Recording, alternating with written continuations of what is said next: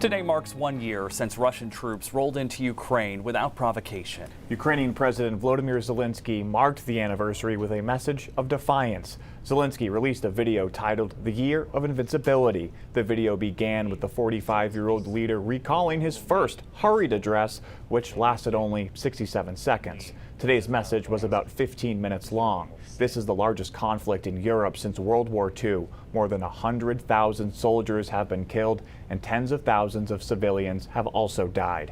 Millions more have fled. In his address, Zelenskyy praised his people who have been facing a much larger army head-on. Of the past year, Zelenskyy said his, quote, main conclusion is that we have survived, we have not been defeated, and we will do everything to win this war. 1 year after Russia invaded the country, Maine Senator Susan Collins says the U.S. needs to continue to provide support to Ukraine. Collins last visited the country in May of last year, meeting with Ukrainian leaders and President Zelenskyy.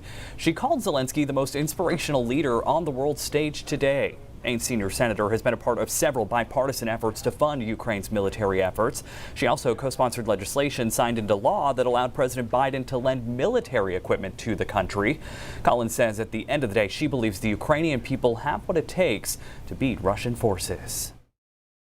And it's because they have this tremendous will to fight for their country. And that was not predicted. I remember reading lots of public analyses that predicted that Kyiv would fall in 10 days' time. And here we are a year later. So far, the U.S. has committed more than $113 billion to Ukraine since the conflict began.